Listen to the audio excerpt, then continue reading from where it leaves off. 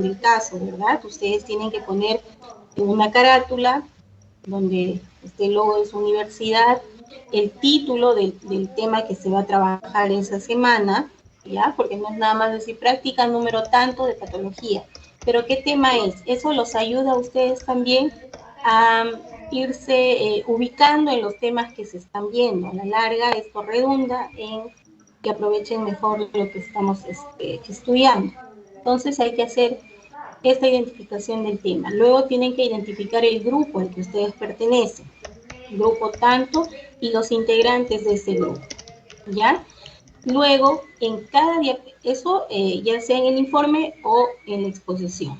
Al final del trabajo, igual en cualquiera de los dos, ustedes tienen que presentar la bibliografía que han revisado. Esto nos ayuda mucho porque al final si hay algún reclamo, algún hincapié, alguna sugerencia que se tiene que hacer, entonces ustedes pueden citar esa fuente. Por ejemplo, si yo corrijo algo en los trabajos, ustedes me van a decir, bueno, doctora, yo revisé este tema de este artículo o de este libro y así es como lo presentan ahí. Entonces, ambas partes, tanto ustedes como yo, podemos revisar la información original y ver el contexto en el que han presentado determinada información.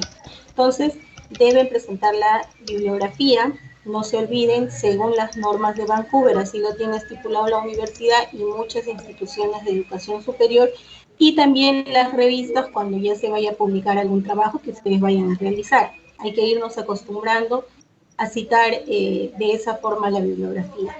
Después, ya en cuanto a la exposición, también se los he escrito y se los recalco ahora, tienen que, en cada diapositiva se tiene que ver el trabajo que ustedes hacen.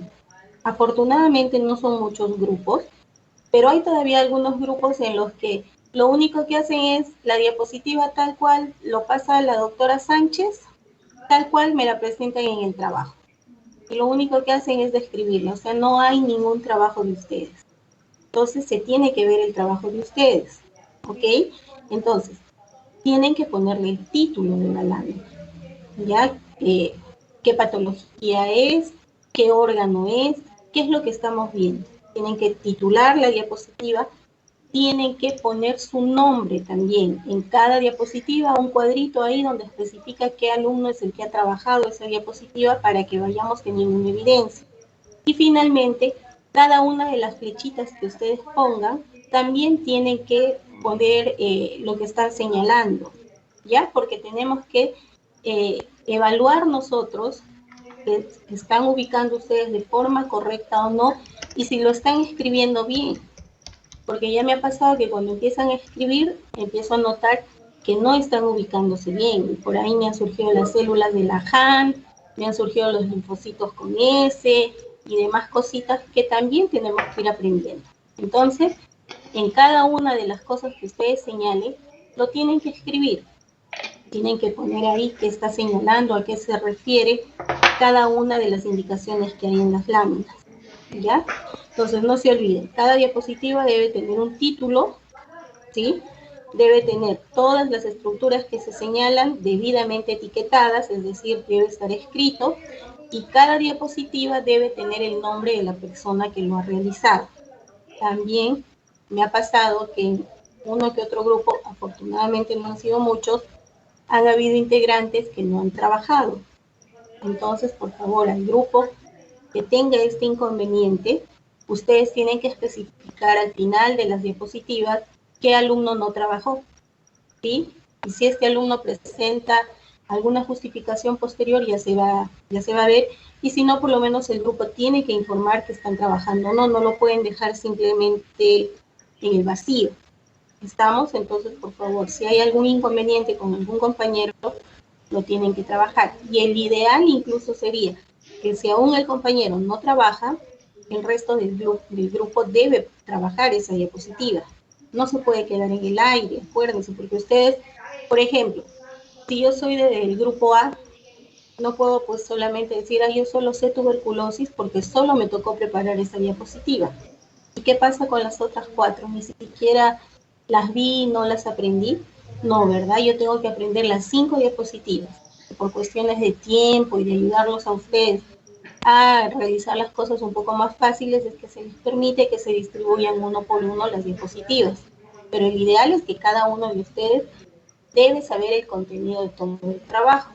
En ese sentido, si algún compañero no preparó alguna diapositiva, el grupo lo tiene que preparar y especificará al final que el compañero tal no trabajó, no realizó el informe, no realizó la exposición para tener en cuenta al momento de calificarlo. ¿Está claro? Entonces, yo espero que ya a partir de ahora que empezamos la segunda parte, ya no tengamos que estar incidiendo en estas cosas al momento de la calificación, sino vayamos ya netamente al contenido de lo que ustedes tienen que aprender. ¿Hay algún inconveniente, alguna pregunta hasta aquí? ¿No? Listo, entonces vamos a pasar a lo que vendría a ser la práctica de hoy. Como han habido postergación como no hubo clases el lunes y el martes, ya ustedes saben que les van a habilitar sus pasitos el día domingo. Creo que incluso en los trabajos habían ampliado el tiempo en el que podían presentar, es por eso que todavía no he calificado, si algunos grupos ya lo han entregado, entonces igual los voy a calificar entre mañana y pasado, ¿ya? Pero acuérdense, la práctica pasada hemos visto las neoplasias benignas, la primera parte, las neoplasias benignas. Hoy nos vamos a enfocar en terminar de conocer algunas entidades patológicas que corresponden a este capítulo de neoplasias benignas, y luego ya vamos a empezar a describir algunas, dos patologías en realidad, que ya corresponden a las neoplasias malignas, en este caso de piel. Ya, entonces empezaremos con nuestra práctica.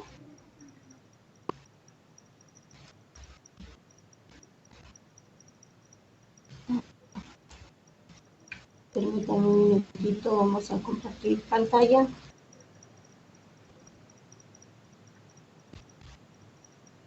Listo. ¿Ya están viendo mi pantalla?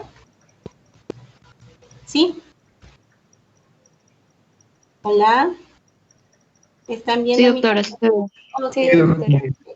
Ya. Entonces, como ustedes ven ahí, está, así es como deben presentar ustedes también, ¿no? La exposición de la sesión 8 de la práctica 8, que corresponde a la segunda parte de las neoplasias. Ya les dije, vamos a completar la parte de las neoplasias. Creo que voy a apagar mi cámara, porque si no se va a empezar a colgar y se va a congelar la imagen. Ya, entonces, Doctora, dime. un favor, ¿cree que pueda pasar ese PPT por acá, por el Teams? Porque en el campus todavía no lo han subido. O bueno, lo han subido, pero se han equivocado de PPT. Uy, ya, no te preocupes. Yo, ni bien terminemos la clase, yo les voy a dejar, como siempre, les dejo en el chat. ¿Está bien? Yo ahí Ya, doctora. les voy a Muchas poner el gracias. PPT, no se preocupen. Entonces, a ver, esta primera diapositiva corresponde a una lesión benigna, en este caso de mama.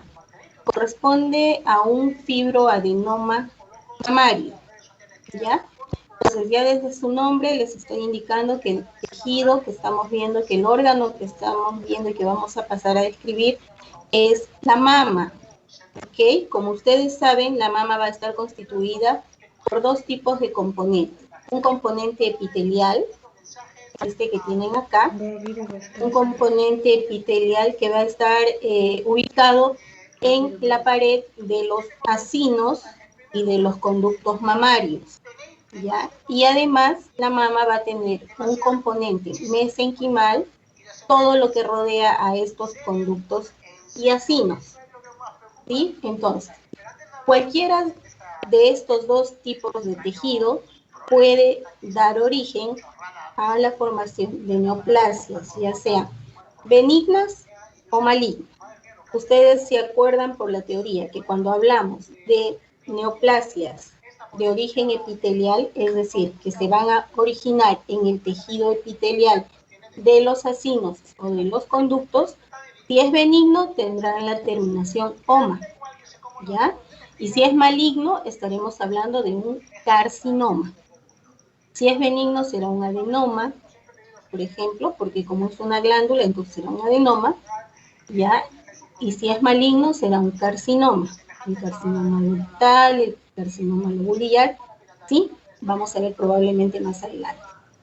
Y si el tejido que está originando esta neoplasia es el mesenquimal, es decir, el estroma, entonces estaremos hablando, en el caso de ser benigno, también va a tener la terminación oma, y si fuera una neoplasia maligna, entonces estaremos hablando de un sarcoma, ¿correcto? Carcinoma si es epitelio y sarcoma si es mesénquima. Como la mama tiene estos dos componentes, entonces puede dar lugar a cualquiera de estas neoplasias. En el caso de hoy, la neoplasia que vamos a ver es una neoplasia benigna, pero que tiene ambos componentes. Va a tener un componente epitelial y un componente mesenquimal. Por eso lo que vamos a ver es un fibro mesenquima adenoma del epitelio. Entonces es un fibroadenoma mamario. Como definición, ya les decía, esta es una neoplasia benigna que afecta a la glándula mamaria. Más frecuentemente se va a producir en las mujeres jóvenes, más o menos alrededor de la tercera década de la vida. Un casi 60-70% de las neoplasias afecta a este grupo poblacional. Esto no quiere decir que afecte a otras edades, se ha visto mucho en las adolescentes y también en mujeres menopáusicas. No son muy frecuentes, pero también se ha visto. Y obviamente, también se ha visto en glándula mamaria masculina y también hay reportes de algunos casos que se han presentado en hombres, esta lesión. Generalmente afecta a una sola mama, pero en algunas ocasiones puede llegar a ser bilateral. ¿Cómo se produce esto? Se postula que es un proceso hiperplásico o proliferativo de la unidad terminal de la mama. ¿Cómo está formada la unidad terminal de la mama? Va a estar constituida por el conducto y el acino.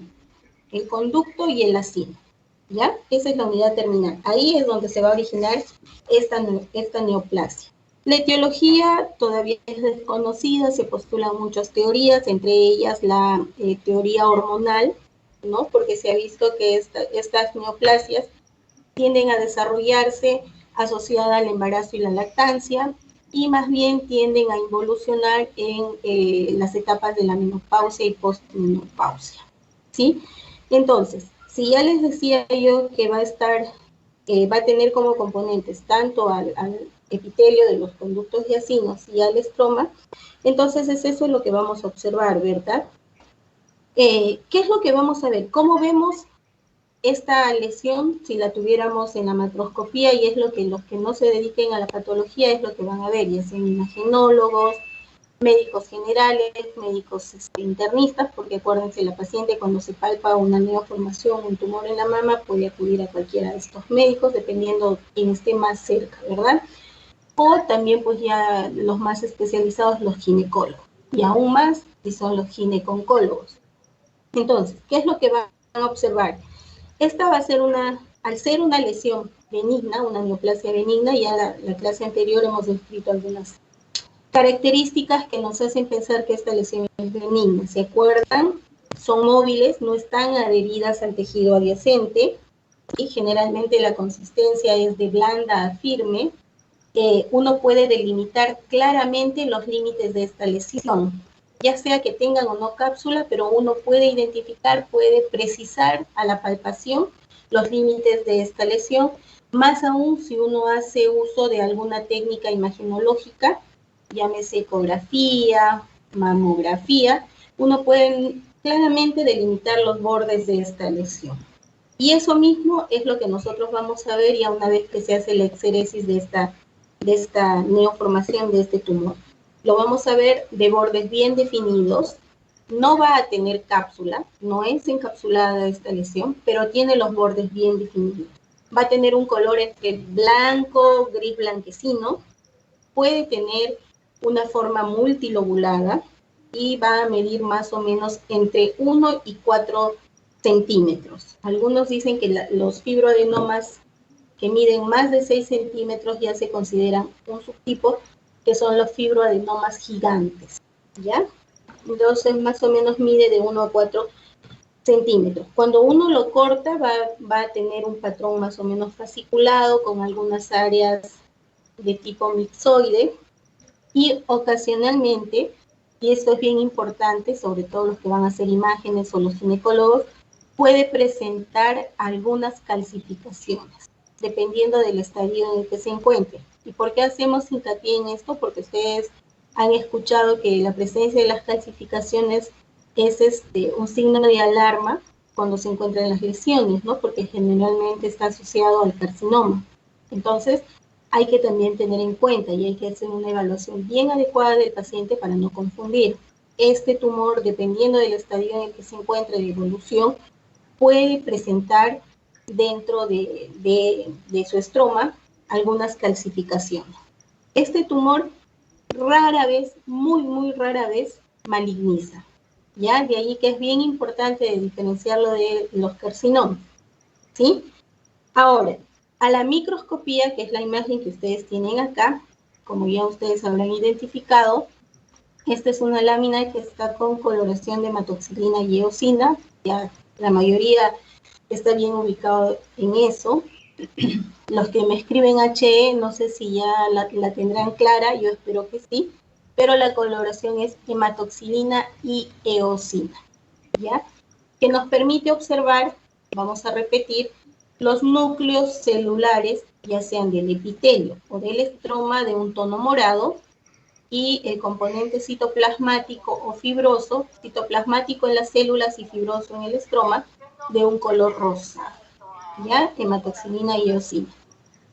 Para identificar que esto es mama, entonces vamos a tener, aquí no observamos acinos, aquí lo que observamos son conductos, ¿ya? Todos estos que ustedes están viendo son conductos, ¿sí? Acá están las luces, de allí que ustedes pueden identificar que estos son conductos, ¿sí?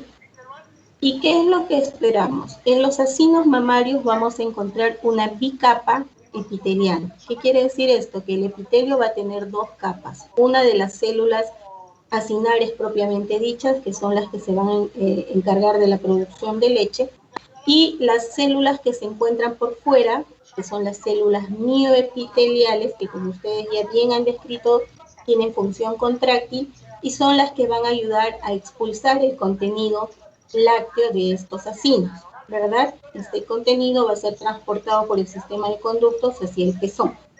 Entonces, ese es el componente epitelial que nos va a ayudar a identificar que esto es mama. Y bueno, el componente estromal, que va a estar constituido por tejido conectivo laxo, el que se encuentra acá bien pegadito a los acinos y conductos. ¿Sí? Ustedes están viendo acá, se ve claramente en la figura 3, están viendo que hay unas fibritas muy delgaditas, ¿sí? Muy delgaditas, tejido conectivo laxo, en contraposición con el tejido que ya se encuentra delimitando los lobulillos o rodeando por fuera estos conductos, que ya es un tejido conectivo denso. Hasta allí hemos descrito a una mama normal. Pero ¿qué estamos viendo en esta neoplasia? Aquí va a haber una gran proliferación, sobre todo del tejido mesenquimal. ¿Sí? Es por eso que ustedes tienen acá, han sacado, miren, todita la pieza, les decía que ya desde la macroscopía ustedes pueden identificar que esta es una lesión benigna porque miren, tienen los bordes bien definidos.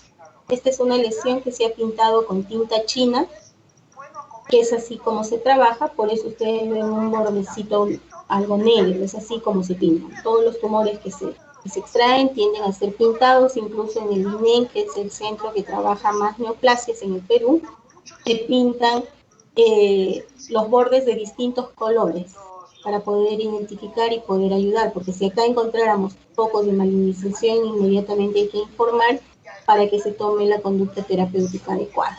¿Ya? Entonces, ustedes están viendo que aquí en esta visión panorámica, en la número 1, ya podemos delimitar claramente los bordes de la lesión. No tienen cápsula, acuérdense, esta es una lesión que no es encapsulada, tiene bordes definidos, pero no es encapsulado, por eso no vamos a ver la cápsula.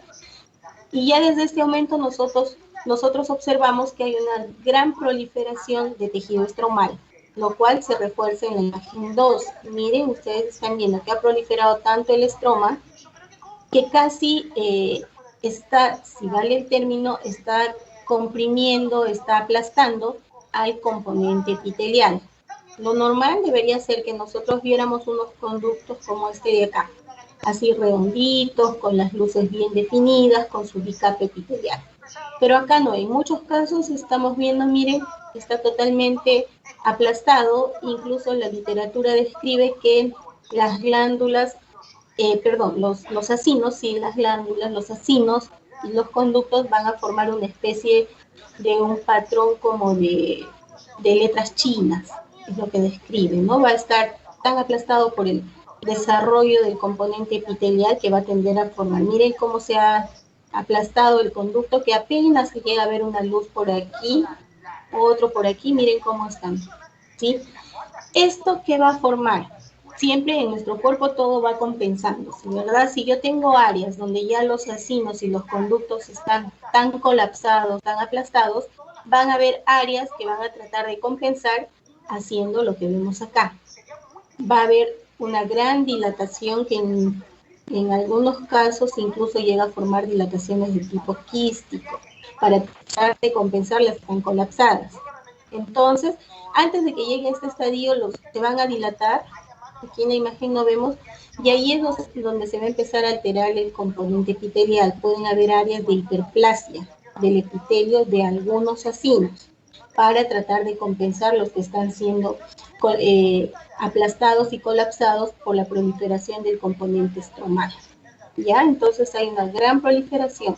Si nosotros nos acercamos y hemos identificado, este es el foco, el que está en el círculo rojo, es el foco que estamos aumentando para poder ir identificando. ¿Se acuerdan que yo les dije que con la visión panorámica nosotros reconocíamos el órgano y reconocíamos el área que nosotros queremos ir a estudiar, lo que más nos llama la atención? Yo miro esta lámina de acá y digo, me llama la atención acá porque acá puedo todavía observar lo que les decía, ¿no? Los conductos y los acinos tan colapsados que tienden a formar un patrón como de letras chinas, un patrón lineal, un patrón fascicular. Entonces me voy a acercar acá para ver qué alteraciones se encuentran. Llego acá, entonces efectivamente estoy viendo lo que les decía, el colapso. Por ahí ya empiezan a aparecer estructuras que están dilatándose con un patrón quístico como el que estamos mostrando. Y luego me acerco aún más. ¿Para qué? Porque acuérdense que yo tengo que determinar si esta es una neoplasia únicamente benigna o que ya puede tener algún tipo de malignización, que no aparenta, pero de todas maneras hay que hacer el estudio. ¿Y dónde voy a ver eso? ¿Cuáles son las características? Si bien es cierto, ya desde la imagen panorámica yo me voy haciendo una idea de que esta es una neoplasia benigna, pero tengo que estudiar acá. Ustedes se acuerdan, ustedes han descrito muy bien en sus trabajos cuáles son las alteraciones que me dan atipia maligna a nivel nuclear y a nivel celular. A nivel nuclear, acuérdense, hay cromasia del núcleo, quiere decir que el núcleo va a estar de un color muy intenso, va a haber irregularidad en la membrana nuclear, va a haber en algunos casos pignosis y en otros casos más bien va a haber un crecimiento exagerado del núcleo, alterándose la relación núcleo-citoplasma. Lo normal es que el núcleo sea menos de la cuarta parte de toda la célula, y cuando hay neoplasia este núcleo tiende a crecer tanto que a veces incluso ocupa todo el citoplasma de la célula. Después lo normal es que el núcleo esté pegado hacia la base de la célula, pero en las neoplasias a veces el núcleo está a la mitad o se está yendo ya hacia la superficie. Eso se llama pérdida de la polaridad nuclear. Todas estas características me hacen pensar que fuera maligno. Entonces, yo tengo que evaluar en una lesión todos estos criterios para decir esto es benigno o es maligno. Entonces me acerco y primero evalúo el componente epitelial buscando todas esas características que acá no aparentan. Ustedes están viendo que si bien es cierto, el acino y el conducto están alterados por el producto de la compresión, pero los núcleos no tienen nada de eso. Yo los veo pequeñitos, pegados a la base de las células, no veo irregularidades en la cromatina de los núcleos, los veo de un tono uniforme, azulito, no me impresiona que haya ningún criterio. Luego paso a evaluar el estroma. Efectivamente, en el estroma estoy viendo que hay una gran proliferación de tejido conectivo, predominio del tejido conectivo denso, miren cómo se están formando haces bien gruesos, pero nuevamente a los fibroblastos los veo de características benignas, ¿ya? De características benignas. Otro criterio que me indica que hay malignidad son las atipias, y sobre todo, las mitosis, ¿ya? Cuando hay una gran cantidad de mitosis me está llevando hacia el lado de las neoplasias malignas. Entonces empiezo a mirar, busco si hay mitosis y sobre todo si hay mitosis atípica, que no es el caso. Aquí no veo nada de eso. Con esa evaluación que hago, entonces concluyo que el diagnóstico de esta lámina es una neoplasia benigna compatible con un fibroadenoma de mama. ¿Ya? Es un fibroadenoma mamario. Entonces, ¿hay alguna pregunta? Doctora, disculpe, ¿esa bolita blanca que se ve en la imagen 2 es una dilatación quística? Sí, sí. ¿Esto de acá? ¿Ese circulito? Ah, Sí, sí, el circulito blanco. Ah, ya, sí. ok. Gracias. Ah, se pone puntero.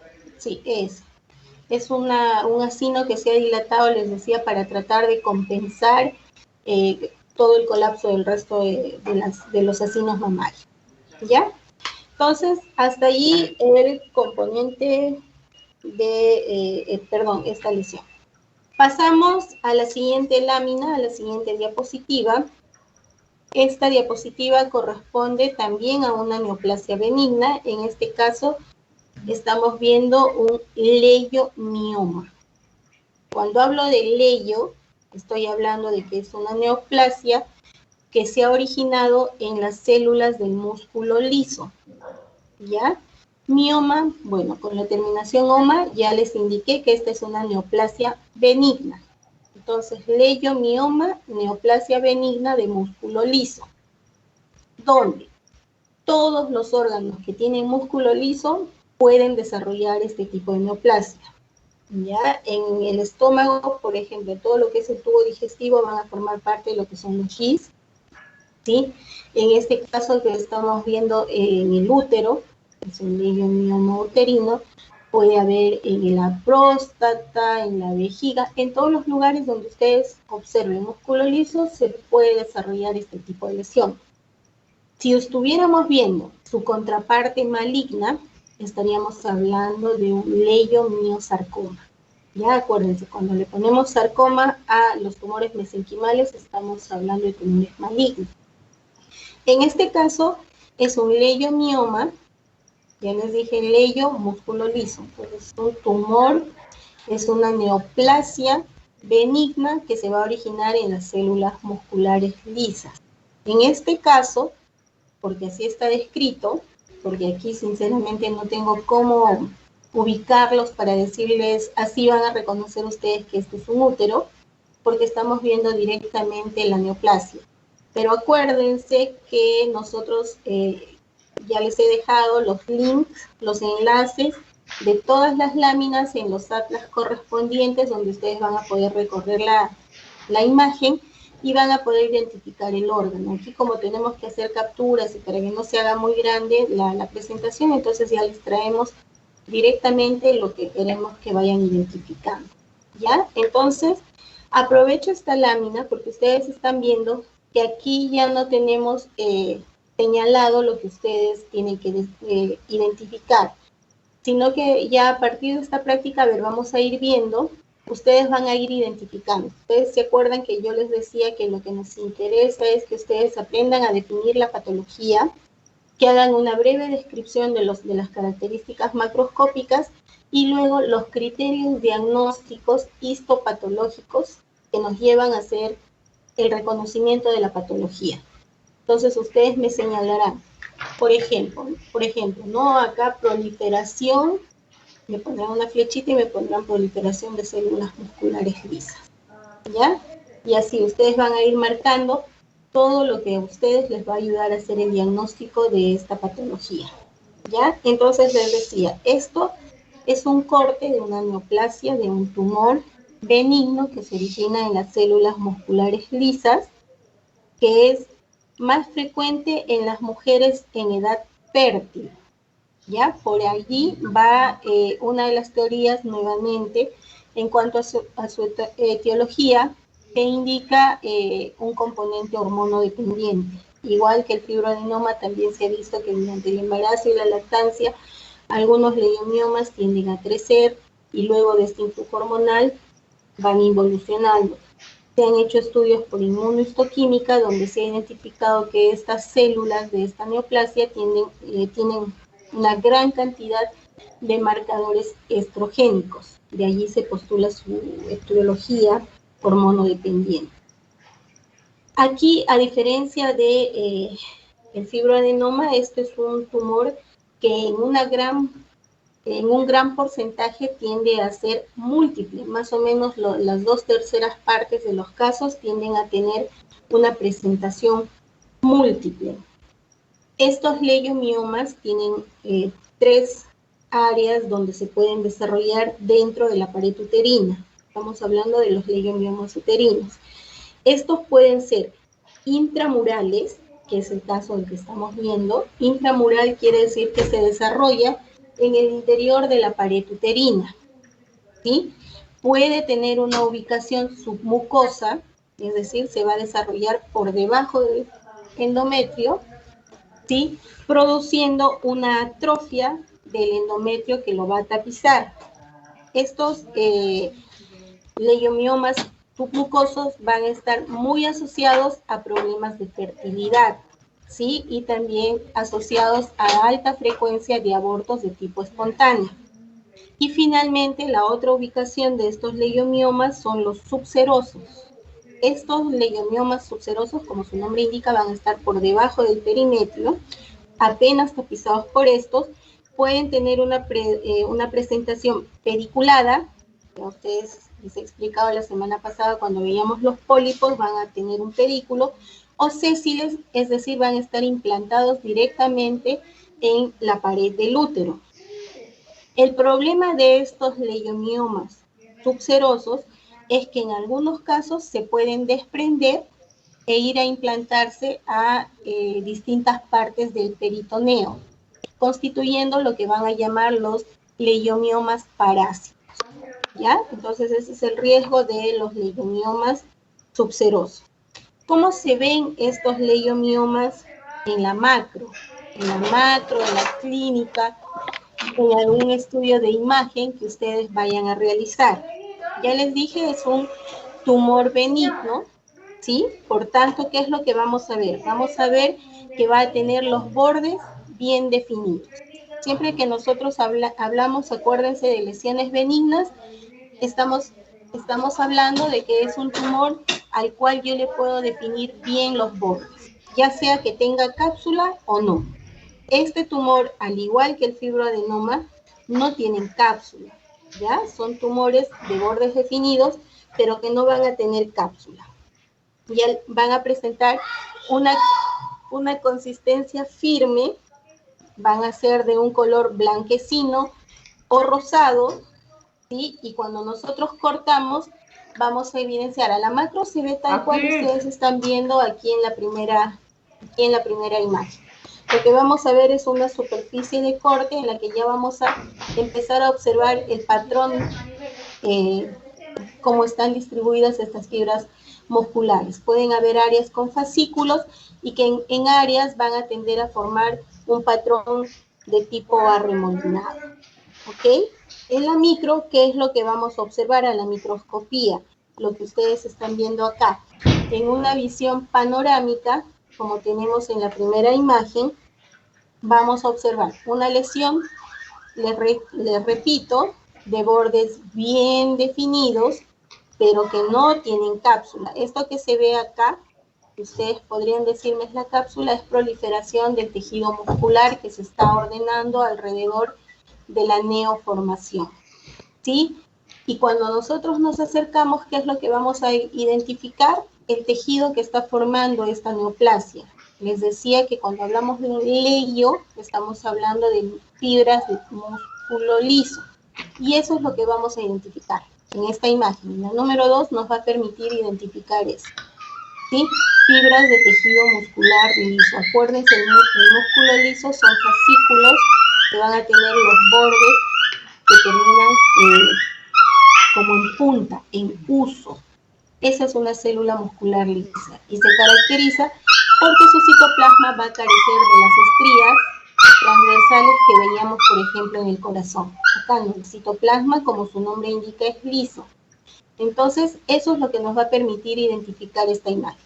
Vamos a ver a las fibras de músculo liso que están proliferando, hay una gran cantidad, una gran densidad de células musculares lisas.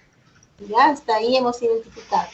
Si volvemos a la primera imagen, estamos viendo que estas fibras musculares lisas han proliferado formando fascículos que en algunas áreas tienden a formar remolinos. Y eso estamos viendo acá, en la imagen 2.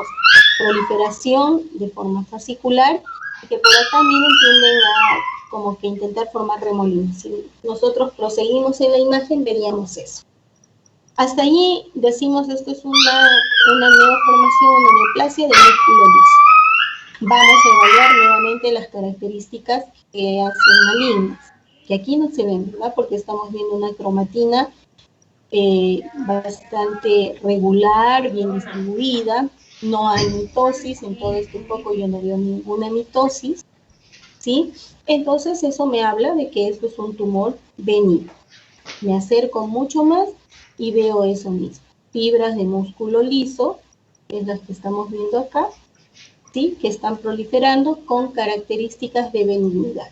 Entonces estamos hablando de un leiomioma, ya les dije en este caso, porque el título debe decirlo, es un leiomioma uterino.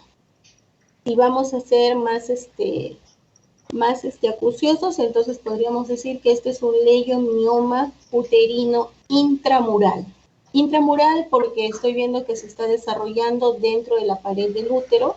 No alcanzo a ver ni endometrio ni perimetrio para decir que sea submucoso o subseroso. Entonces yo deduzco que esto es un leiomioma intramural. ¿Sí? ¿Alguna pregunta respecto de esta neoplasia? ¿No? Bueno, entonces avanzamos. Estaba fácil ese leiomioma. Esto es de acá también. Esta neoplasia ya no es muscular ni es fibrosa, pero también va dentro de lo que es una neoplasia benigna. La lámina corresponde a un hemangioma capilar, ¿ya? Un hemangioma capilar. Esto salió bastante Por mal. definición, sabemos que los hemangiomas son tumores benignos que se van a originar en las células endoteliales. ¿Qué quiere decir esto? Las células que tapizan las paredes de los vasos sanguíneos. Desde los capilares hasta las arterias de gran calibre van a estar tapizadas en la parte más interna, es decir, en la túnica íntima, por células endoteliales. Estas células endoteliales, al proliferarse, van a formar este tipo de neoplasias, hemangioma, ¿sí?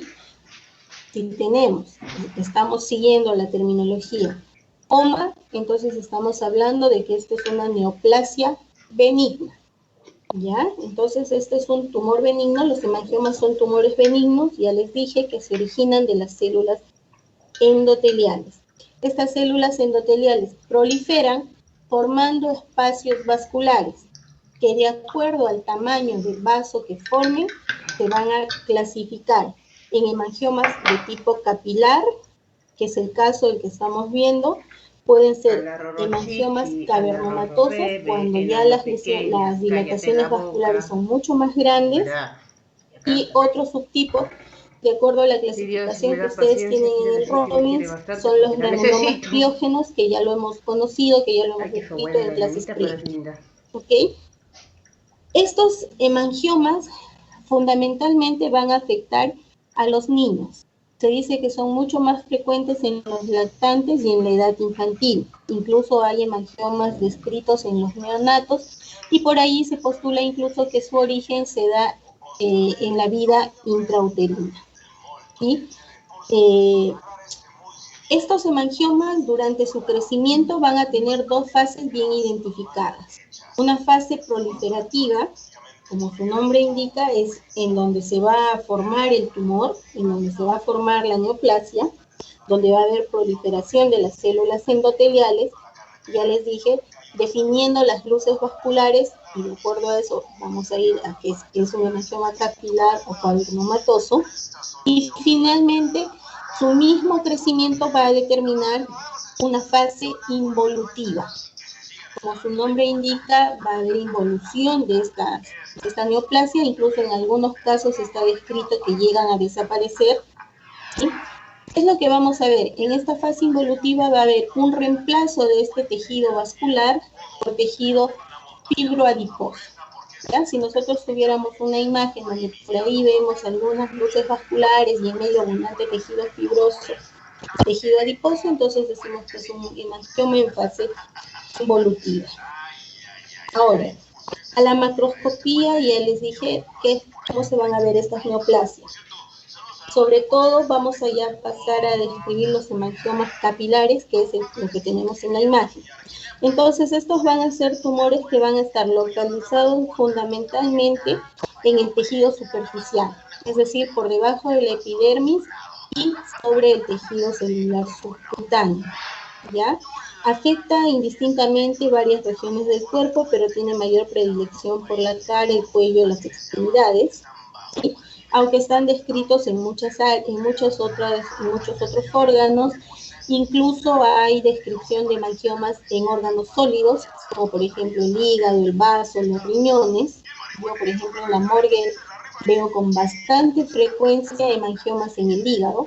Hay gente que ni sabía que tenía, que muere por cualquier otra causa y de repente hacemos el estudio y les encontramos hemangiomas. ¿Ya? Es bastante frecuente.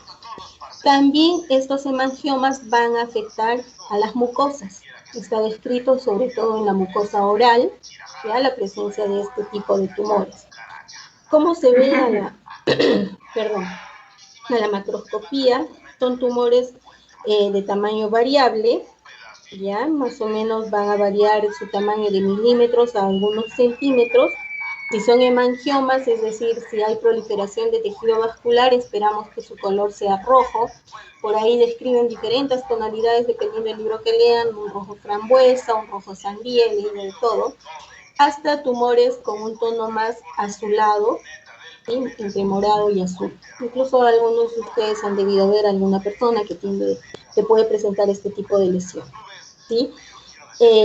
Generalmente son neoplasias planas, es decir, que no tienen un crecimiento exofítico por encima de la superficie cutánea o mucosa, o en algunos casos levemente elevadas.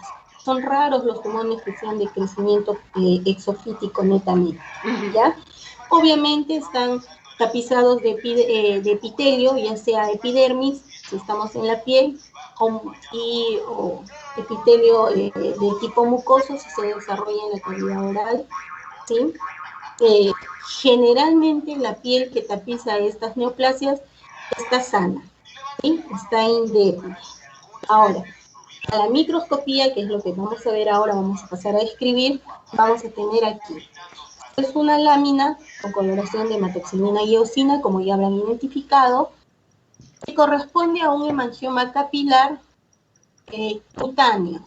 Cutáneo porque aquí en la primera imagen ustedes ya han podido identificar piel, ¿verdad? Todo esto que estoy delimitando, lo que está hacia la izquierda, es epitelio que corresponde a epidermis. Epitelio polistratificado plano con queratina.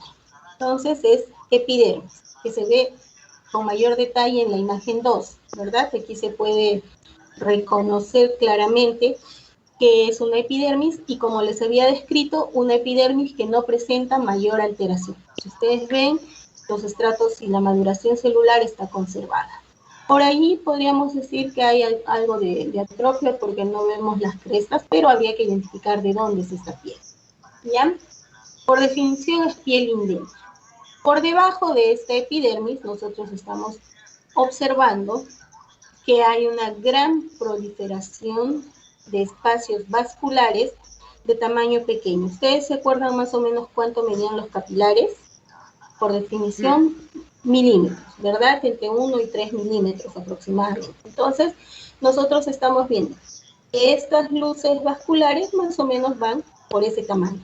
no tenemos grandes dilataciones como para decir que este sea un hemangioma cavernomatoso. Todo lo contrario, nosotros estamos viendo que hay una gran proliferación de neoformaciones de tipo vascular pequeña. El tamaño encajaría perfectamente en la descripción de un capilar. Hasta ahí hemos hecho el diagnóstico de un hemangioma capilar. Entonces pasamos a describir cómo está dispuesto, cómo está la distribución de estas neoformaciones vasculares. Ustedes están viendo que tienden a agruparse a manera de lobulillos. Esa es una característica del hemangioma, ¿ya? La proliferación de estas células endoteliales que está formando luces vasculares agrupadas en formaciones lobulares que se van a extender a lo largo de la dermis. Acá está. ¿Sí? Están dentro de la dermis, están formando una especie de lobulillos o nidos de estas neoformaciones vasculares. Si nosotros aumentamos esta imagen, ¿para qué la aumentamos? Para ver las características nuevamente de estas neoformaciones. Entonces acá tenemos a un aumento mediano y acá un aumento mayor. Entonces estamos viendo qué células son las que han proliferado, decía, las células endoteliales que tapizan la túnica íntima de las luces vasculares.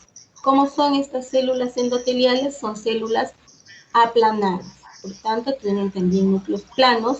Aquí en esta imagen nuevamente nos permitiría identificar criterios de malignidad que al ser un tumor benigno no aplica, no hay ningún criterio de malignidad, entonces seguimos en la definición, es un tumor benigno.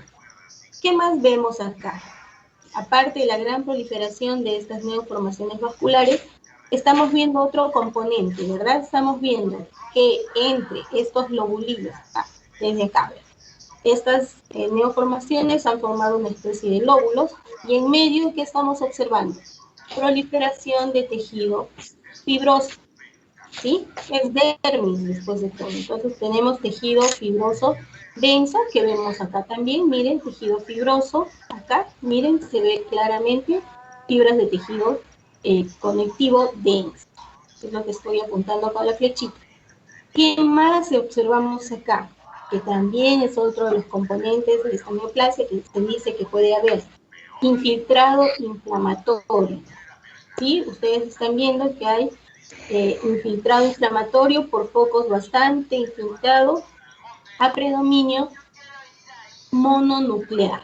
Acá se ve a mayor aumento, miren eso lo que estoy ahí señalando, son linfocitos, ¿ya? Infiltrado inflamatorio mononuclear crónico de tipo linfocitario. Entonces, esos son los componentes, esas son las características de esta neoplasia, ¿sí? Ahora, en algunos casos, estos vasitos podrían romperse, ¿ya? En algunos casos, y por ahí podrían leer ustedes de repente, puede romperse, con lo cual se van a producir áreas de hemorragia. Y si este proceso avanza, entonces van a aparecer macrófagos que van a ir comiendo estos glóbulos rojos, esta hemoglobina, y va a aparecer la hemosiderina. También les digo, porque está descrito, creo que en el Robbins incluso hablan de estos macrófagos cargados con hemosiderina, si llegara a romperse estos vasos y hubieran focos de hemorragia. ¿Alguna pregunta? ¿No? Ahora, también está descrito, hay algunos, creo que en el Robbins también lo he leído, está descrito que en algunos casos, en estas luces vasculares, nosotros podríamos encontrar trombos, ¿ya? Podríamos ver la formación de trombos que pueden ocluir de forma parcial o total estas luces vasculares. En su libro está descrito, por eso se los menciono, acá en el campo no se ve. Aquí no vemos ningún trombo, pero por ahí de repente si nos moviéramos o viéramos otro hemangioma podríamos encontrar. ¿Alguna pregunta? ¿No? Profesora, yo tenía una pregunta. Dime. Sí, en la imagen 3, lo que tendríamos que señalar principalmente es la proliferación de las células endoteliales y el aumento de la luz vascular. A ver, sí hay proliferación de luces vasculares, pero no aún. Ay, ve, ya yo también me sé. Sí hay proliferación de células endoteliales, pero no hay aumento de la luz vascular, sino que estas células endoteliales forman capilares, ya se distribuyen de tal manera que van formando capilares, empiezan a proliferar y forman capilares, y ahí su nombre de hemangioma capilar. Y efectivamente, eso es lo que están señalando. ¿Qué más van a señalar acá? Acuérdense que hay proliferación de células endoteliales formando luces capilares, luces vasculares capilares. ¿Qué más les dije que había? Proliferación de tejido conectivo, lo que les estoy mostrando acá con la flechita. Si desean lo señalan ahí también para que lo tengan claro. Acá hay miren, se nota bien clarito, tejido conectivo denso. Acá también lo notamos, por acá también, ¿ya? Entonces hay proliferación de tejido conectivo denso entre las luces vasculares. ¿Y qué más les señalé? El infiltrado inflamatorio mononuclear, ¿ya? Que está descrito. Eso es lo que tendrían que señalar, que son criterios que les ayudan a hacer el diagnóstico de esta patología. ¿Está claro? Sí, profesora, y también mencionó la presencia de tejido fibroso, pero eso era entre los nódulos, ¿verdad? ¿No? Entre los nódulos y entre las luces vasculares. Mira, acá hay, por ejemplo, Ah, ok. Está ¿sí? bien. Acá, por acá también. Sino que yo les decía acá entre los nódulos en la vista panorámica, pero ya cuando nos acercamos, mira, acá a mediano aumento también vemos, mira acá te estoy señalando, proliferación de tejido fibroso por acá, y acá mayor aumento aquí, donde está la flechita, por aquí, por aquí, por aquí, áreas que ustedes pueden señalar cuando hagan su presentación. ¿Sí? Sí, gracias. Ok, ¿alguna otra pregunta? ¿No? Listo. Hasta allí hemos descrito, hemos terminado con las neoplasias benignas. Hemos descrito el fibroadenoma de mama, que es benigno, el leiomioma uterino, benigno, y acá el hemangioma capilar, que también es un tumor benigno. Entonces, ahora vamos a pasar a la siguiente lámina, que ya vamos a empezar con las neoplasias malignas, ¿ya? En este caso, las dos neoplasias que vamos a describir están originadas en el tejido epitelial, entonces, por tanto, vamos a hablar de carcinomas, ¿ya? Estamos hablando de los carcinomas. Esta lámina, que también está con hematoxilina y eosina, corresponde a un carcinoma epidermoide, ¿ya? Carcinoma epidermoide. Entonces, empezamos a describir en la lámina 1, que nos permite una visión panorámica del tejido, nos va a permitir identificar ¿qué? Pieles, ¿sí? Piel. Yo creo que ya a todos nos ha sido bastante sencillo identificar la piel, sobre todo por la epidermis, ¿verdad? Epidermis, epitelio poliestratificado plano con queratina, ¿ya? Si ustedes se acuerdan, y es bien importante acá que empecemos a recordar que la epidermis tiene 5 estratos bien identificados. Si empezamos desde la base tenemos al estrato basal, luego tendríamos el estrato espinoso, luego tendríamos el granuloso, ¿sí? Y hacia la superficie ya tendríamos el estrato lúcido y finalmente el córneo. Ya es bien importante. Ya desde esta visión panorámica ustedes observan que esta piel está alterada, ¿verdad? Porque no es normal que esté tan engrosada, no es normal que veamos que aquí en lo que correspondería a la dermis nosotros tengamos estos nidos de células epidérmicas. Entonces ya ahí ya nos está abriendo la posibilidad de que aquí hay patología. Miren, la epidermis más o menos aquí en este extremo está más o menos conservada, ¿sí?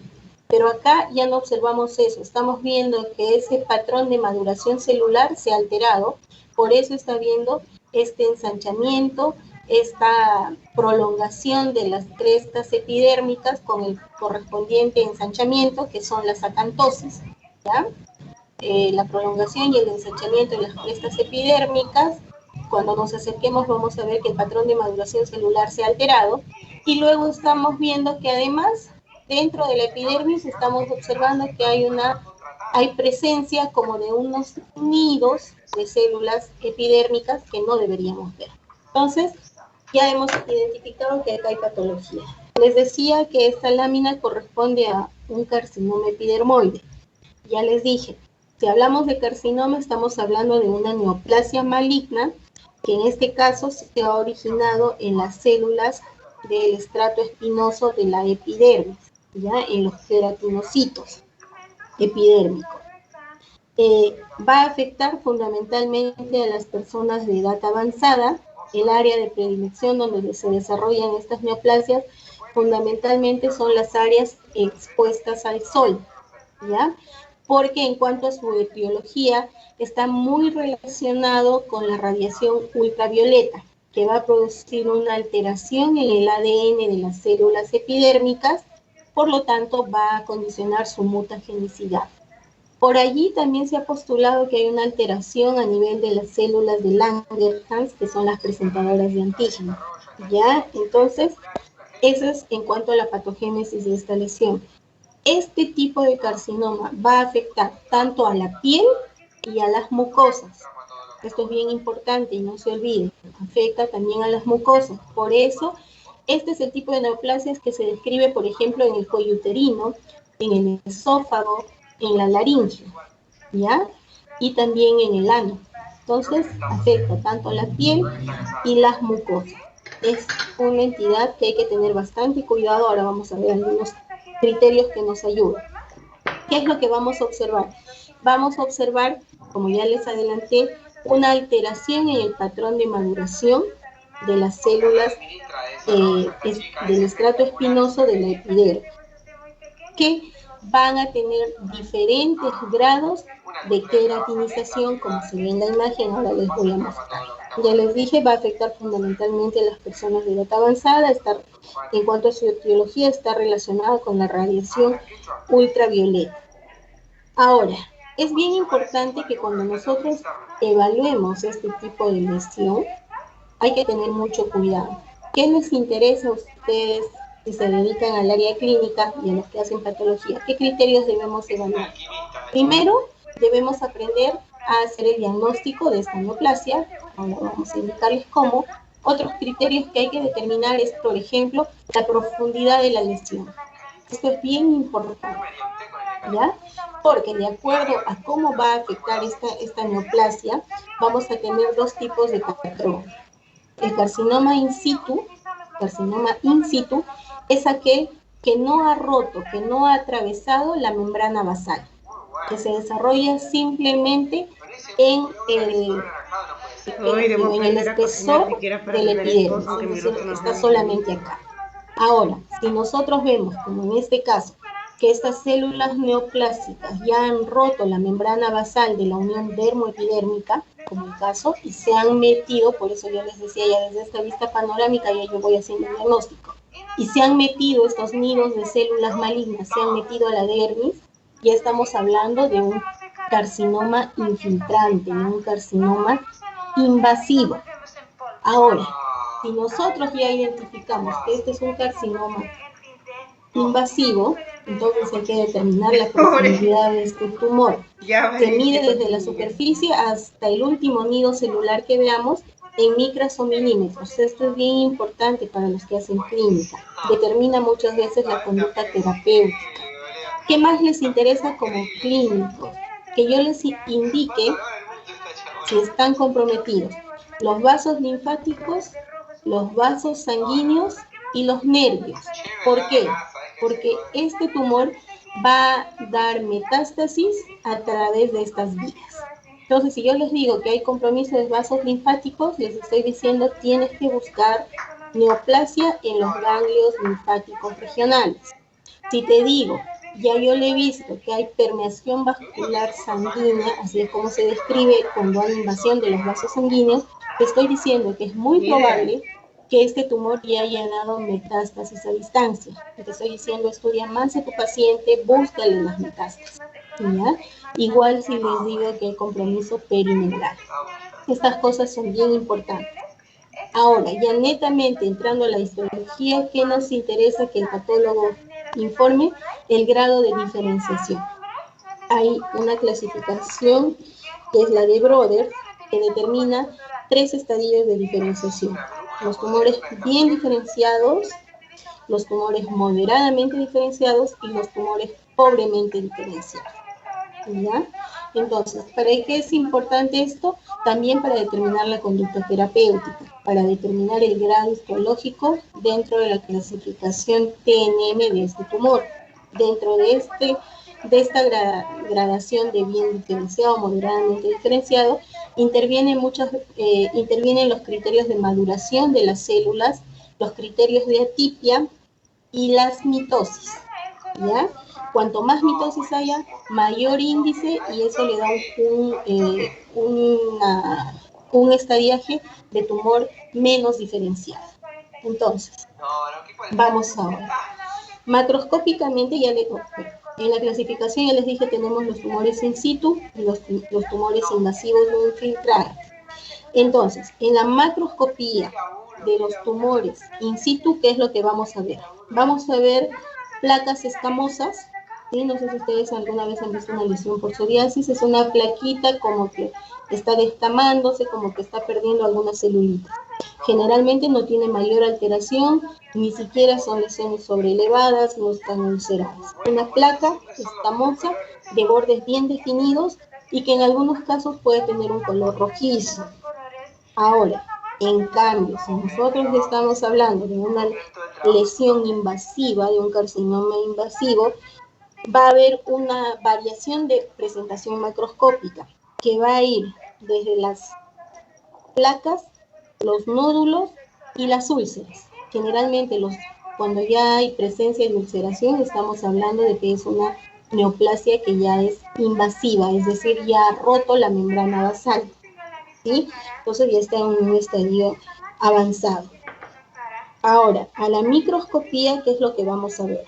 Si hay un carcinoma in situ, ya les dije, va a haber una alteración en la maduración de las células, observando células con características neoplásicas, ya ustedes lo han descrito, ya yo les he repetido, alteraciones a nivel del núcleo de la célula, pero dentro de lo que es la epidermis.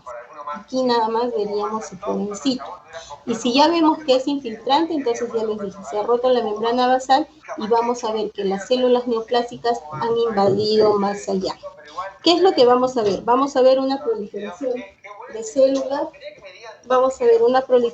células, de morfología de los queratinocitos, es decir, células del estrato espinoso de la epidermis, que van a tener diferentes estadios de queratinización intracitoplasmática, como vemos acá en la imagen. A ver, ¿qué estamos viendo acá en la imagen? Estamos observando queratinocitos, ¿sí? Si ustedes se acuerdan de histología, ¿cuál era la forma del queratinocito? Eran células poligonales, ¿sí? Que en sus extremos tenían a los desmosomas, que son las uniones intercelulares entre las células del estrato espinoso, de ahí venía justamente su nombre. Entonces, una de las características aquí es que se está alterando la forma de esta célula. Ustedes están viendo que ya no tiene esa forma poligonal, sino está tendiendo a tener forma redondeada, ¿verdad? Es una de las principales características, sobre todo en las lesiones de tipo invasivo. ¿Qué más vamos a ver? Vamos a ver alteraciones a nivel del núcleo. ¿Sí? Ustedes están viendo que ya la cromatina no es regular como se veía en la piel normal, sino acá miren, están viendo que hay núcleos más pigmentados que otros, la cromatina tiende a ser más irregular, incluso en algunos casos ya hay presencia de nucleolo, como se ve acá, presencia de nucleolo. Y otra característica que nos hace el diagnóstico de este tipo de carcinoma es los diferentes grados de queratinización. Les decía, cuanto más queratinización hay, va a haber formación de perlas córneas. Estas perlas córneas son un criterio que habla de un tumor bien diferenciado. ¿Se acuerdan que yo les hablaba de los grados de diferenciación bien diferenciado, moderadamente y pobremente diferenciado?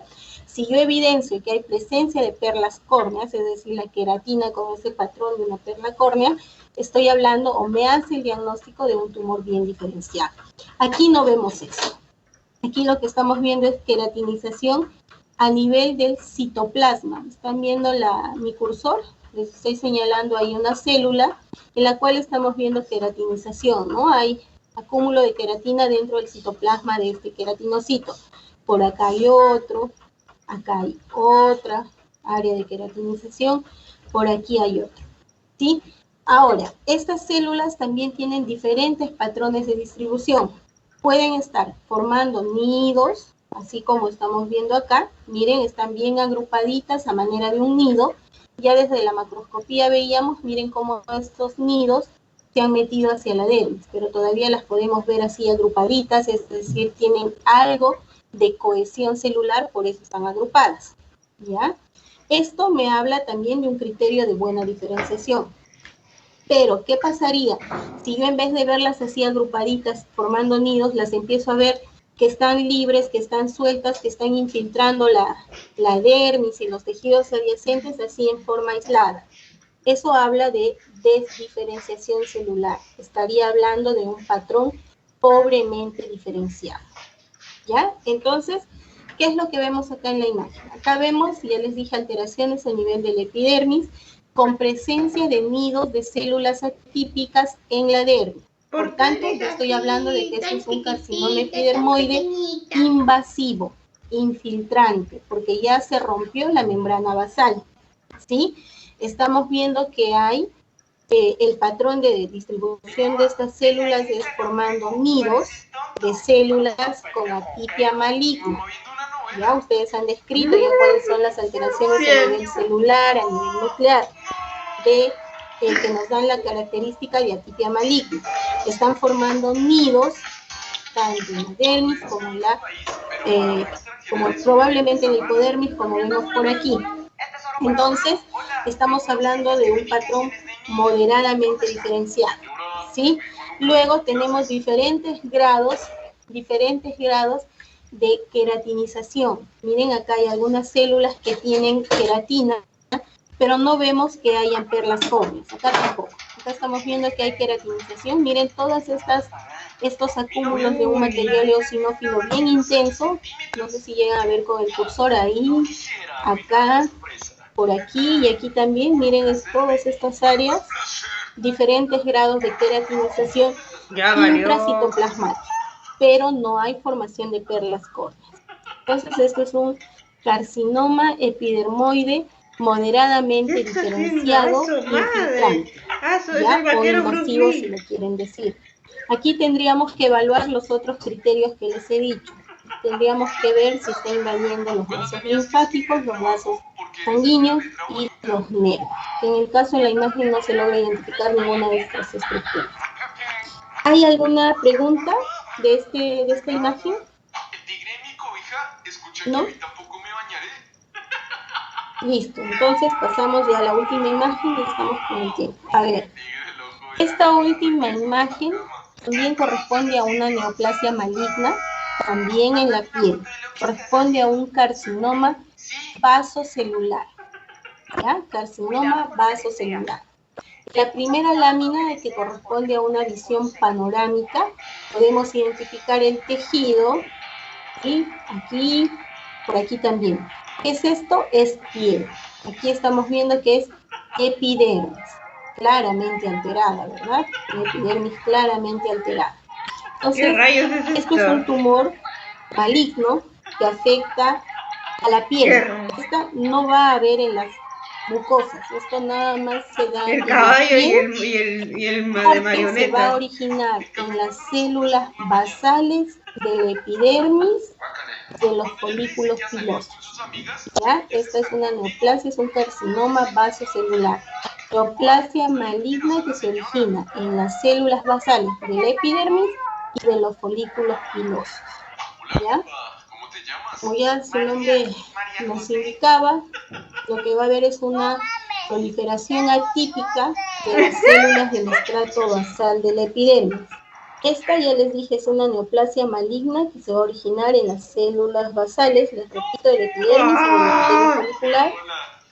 Valió. Son lesiones bastante frecuentes también en personas de edad avanzada, pero a diferencia de los carcinomas epidermoides, este es un tumor de crecimiento lento, Fundamentalmente va a afectar a las personas de raza blanca. Los dermatólogos tipifican a los tonos de piel, ¿no? Entonces, a los de tono 4 y 6, del 4 al 6 son los más afectados. Fundamentalmente, igual que el epidermoide, va a afectar a las zonas más expuestas al sol, porque también está en relación con la radiación ultravioleta. ¿Sí? Aquí se postula que incluso hay alguna predisposición genética porque se ha asociado con algunas patologías en las que hay defectos congénitos de ¿Qué reparación del rayo? DNA celular. ¿Qué es lo que vamos a ver? ¿Cómo se verían estas lesiones en la macroscopía? Se verían como unas pápulas perladas, es decir, blanquecinas, de bordes sobrelevantados y bien definidos. ¿Ya? Las lesiones avanzadas, lógicamente, este carcinoma también puede ulcerarse. En ese caso estamos hablando ya de estadios avanzados con lesiones muy invasivas. Ya lo normal es que se vean simplemente placas perladas de bordes definidos sobre levantados. Si ya están muy avanzadas las lesiones, entonces podemos Ya ver valió. ulceración. A la microscopía, que es lo que estamos viendo acá, vamos a ver que hay un crecimiento multifocal, porque ustedes ven acá cómo han proliferado. Miren, hay un montón de nidos, ¿sí? Nidos o lóbulos de células atípicas. Es un crecimiento multifocal de estas células con atipia maligna, células basales con atipia maligna. Va a haber una proliferación de estas células basaloides hacia la dermis adyacente al área donde se está produciendo la lesión. Va a haber un gran contenido de vasos sanguíneos que acompañan. Por allí dicen incluso que es una de sus características, ¿ya? Y estos nidos celulares van a estar rodeados de abundante tejido fibroso, por tanto va a haber una proliferación de fibroblastos entre los nidos de células malignas. Por el contrario, como se está viendo acá en la imagen número 3, va a haber más bien una retracción del estroma. Miren cómo deja este halo. Esto es bien característico de la neoplasia vasocelular. ¿Ya? Si bien es cierto, hay una proliferación, como están viendo acá, hay una proliferación de tejido fibroso y de fibroblastos, pero hay una retracción del estroma dejando este halo claro perilesional. Esto se va a dar fundamentalmente en las neoplasias que se originan en los folículos pilosos. ¿Qué es lo que vamos a ver? Cierto. Vamos a ver en estos nidos, si nosotros ampliamos uno de estos nidos que hemos visto en la visión panorámica, vamos a ver lo que les decía, que hay una proliferación con características de atipia maligna, es decir, hipercromasia nuclear, pérdida de la polaridad nuclear, inversión de la relación núcleo-citoplasma, hipercromasia, bordes nucleares irregulares, todo lo que ustedes ya han descrito, ¿sí? De células basaloides. Una característica bien importante y que nos ayuda en el diagnóstico es lo que estamos viendo acá y en todas estas imágenes se ve. Es esta distribución empalizada de las células basaloides en el borde de estos nidos celulares. Ustedes están viendo que hay diferentes nidos. Si nosotros nos acercamos a cualquiera de estos nidos, la característica que hace el diagnóstico, que ayuda a hacer el diagnóstico es eso. Miren, acá también se ve una distribución empalizada de las células periféricas de estos nidos. ¿Sí? Distribución empalizada quiere decir que están bien juntitas las células con los núcleos perpendiculares al borde de la lesión. ¿Sí? Como si fueran unos palitos muy juntitos uno con otro. Eso es lo característico. ¿Sí? ¿Hay alguna pregunta? ¿Hasta aquí? Hola. ¿Se cansaron? ¿Se durmieron? ¿O quedó todo claro? Hola. ¿Está claro hasta aquí, chicos? Sí, doctora. Sí, doctora.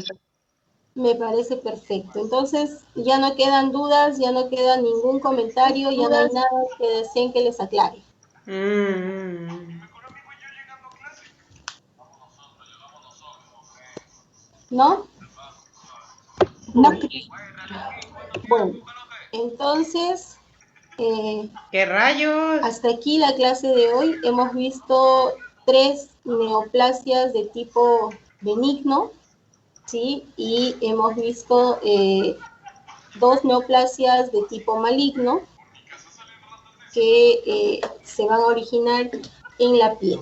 Ya hemos visto el carcinoma epidermoide, que ya les dije que no solamente se origina en la piel, sino también en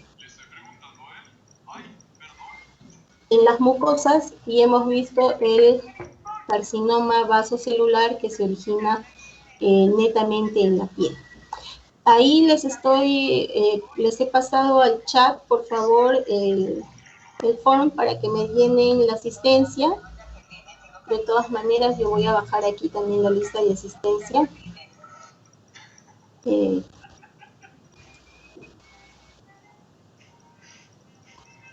Sí, les llegó para que vayan llenando su asistencia, chicos. doctora, no visualizo ningún forms acá. Doctora, no está el Yo link. tampoco. A ver, ahorita se los vuelvo a pasar. ¿Sí?